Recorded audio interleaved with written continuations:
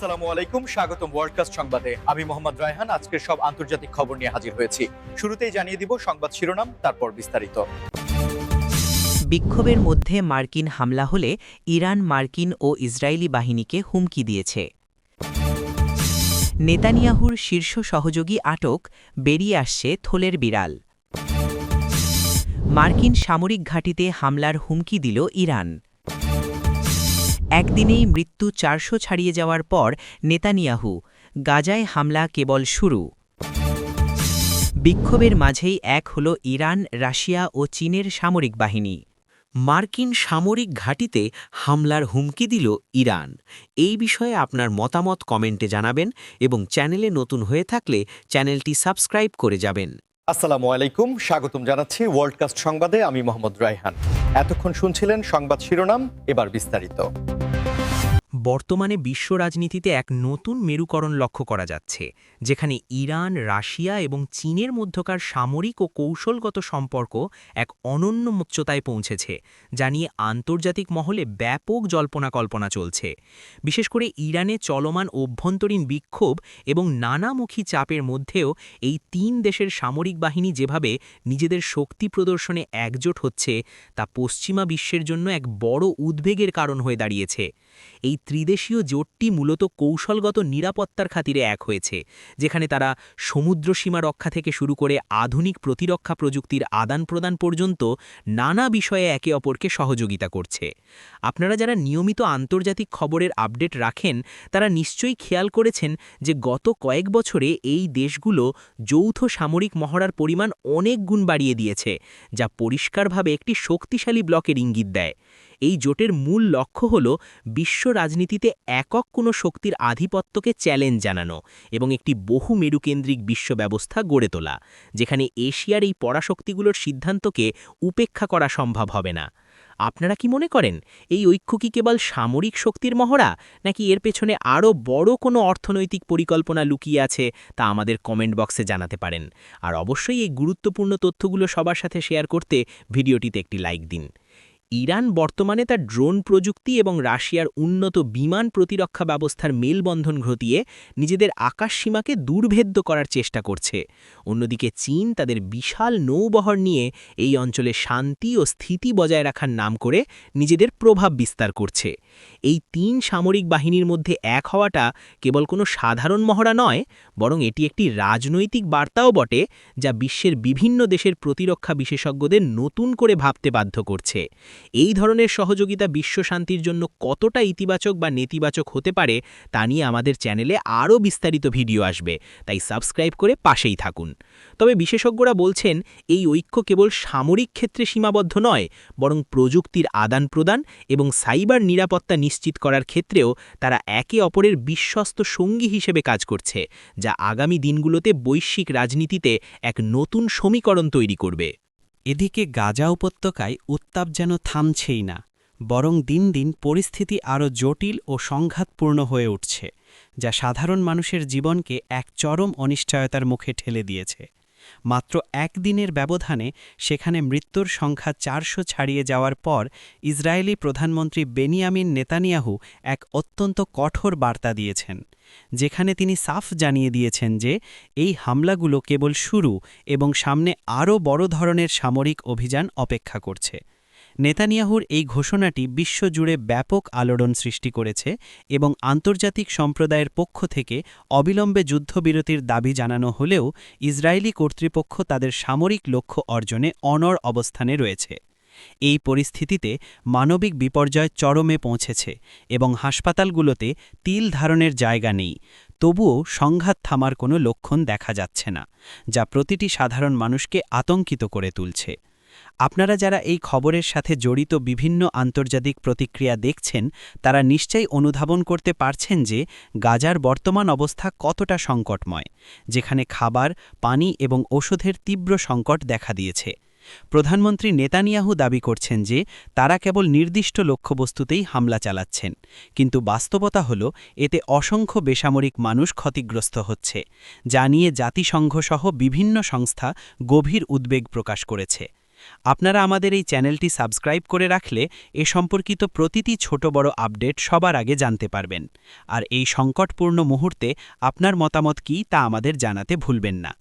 এই যুদ্ধের ফলাফল কী হতে পারে বা মধ্যপ্রাচ্যের রাজনীতিতে এর দীর্ঘমেয়াদী প্রভাব কেমন হবে তা নিয়ে এখনই সুনির্দিষ্ট কিছু বলা কঠিন হলেও এটি নিশ্চিত যে দীর্ঘদিনের এই সংঘাত সহজে মিটছে না। নেতানিয়াহুর বক্তব্য থেকে এটা স্পষ্ট যে তিনি তার সামরিক কৌশল বাস্তবায়নে কোনো ধরনের আপোষ করতে রাজি নন, যা পরিস্থিতিকে আরও দীর্ঘস্থায়ী ও রক্তাক্ত করার ঝুঁকি বাড়িয়ে দিচ্ছে। আন্তর্জাতিক বিশ্লেষকরা মনে করছেন এই ধরনের অনমনীয় অবস্থান কেবল আঞ্চলিক অস্থিরতাই বাড়াবে না, বরং বিশ্ব অর্থনীতিতেও এর নেতিবাচক প্রভাব পড়তে পারে। অন্যদিকে মধ্যপ্রাচ্যে উত্তেজনার পারদ আরও বাড়িয়ে দিয়ে ইরান সরাসরি মার্কিন সামরিক ঘাঁটিতে হামলার হুমকি দিয়েছে, যা পুরো অঞ্চলকে একটি বড় ধরনের যুদ্ধের কিনারে নিয়ে দাঁড় করিয়েছে। ইরান স্পষ্টভাবে জানিয়ে দিয়েছে যে যদি তাদের স্বার্থের উপর কোনো ধরনের আঘাত আসে বা তাদের সার্বভৌমত্ব লঙ্ঘনের চেষ্টা করা হয়, তবে তারা মার্কিন ঘাঁটিগুলোতে বিধ্বংসী হামলা চালাতে দ্বিধা করবে না। এই হুমকির পর ওই অঞ্চলে অবস্থানরত মার্কিন সেনাদের মধ্যে উচ্চ সতর্কতা জারি করা হয়েছে এবং পেন্টাগন পরিস্থিতি নিবিড়ভাবে পর্যবেক্ষণ করছে যাতে যে কোনো অপ্রীতিকর পরিস্থিতি মোকাবেলা করা যায়। ইরানের পক্ষ থেকে এই কঠোর বার্তা মূলত তাদের সামরিক সক্ষমতার বহিঃপ্রকাশ এবং তারা দেখাতে চায় যে তারা এখন যে কোনো বিদেশি হস্তক্ষেপ মোকাবেলায় পুরোপুরি প্রস্তুত। এই ধরনের সরাসরি হুমকি আগে খুব কমই দেখা গেছে, যা নির্দেশ করে যে বর্তমান ভূরাজনৈতিক পরিস্থিতি কতটা নাজুক এবং একটি সামান্য ভুল পদক্ষেপও বড় ধরনের বিপর্যয় ডেকে আনতে পারে। আপনারা যারা প্রতিরক্ষা বিষয়ক খবরগুলো পছন্দ করেন তারা আমাদের ভিডিওটি লাইক দিয়ে উৎসাহিত করুন, যাতে আমরা এই ধরনের ইনডেপথ অ্যানালিসিস আরও বেশি নিয়ে আসতে পারি।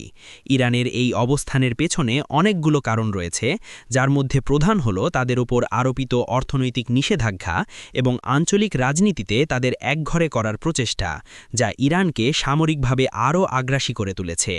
এখন প্রশ্ন হল যুক্তরাষ্ট্র এই হুমকির জবাবে কী ধরনের পদক্ষেপ নেবে, কারণ ওয়াশিংটন সবসময়ই তাদের কৌশলগত মিত্রদের সুরক্ষার প্রতিশ্রুতি দিয়ে থাকে। তবে কূটনৈতিক উপায়ে এই সমস্যার সমাধান না হলে মধ্যপ্রাচ্যের তেলের বাজার থেকে শুরু করে সামগ্রিক অর্থনীতিতেই এর বড় ধরনের প্রভাব পড়বে, যা সাধারণ মানুষের পকেটেও টান দিতে পারে। আপনারা নিয়মিত এই ধরনের গুরুত্বপূর্ণ খবর পেতে আমাদের চ্যানেলের বেল আইকনটি চেপে রাখুন, যাতে কোনো গুরুত্বপূর্ণ আপডেট মিস না হয়। ইরানের এই সামরিক হুমকির ফলে প্রতিবেশী দেশগুলোও আতঙ্কের মধ্যে আছে, কারণ যে কোনো বড় সংঘাত তাদের নিরাপত্তার জন্যও হুমকি হয়ে দাঁড়াতে পারে। ইসরায়েলের অভ্যন্তরীণ রাজনীতিতেও এখন চলছে প্রবল ঝড়, কারণ প্রধানমন্ত্রী নেতানিয়াহুর একজন অত্যন্ত ঘনিষ্ঠ এবং শীর্ষ সহযোগীকে আটক করা হয়েছে, যা নিয়ে পুরো দেশে তোলপাড় সৃষ্টি হয়েছে।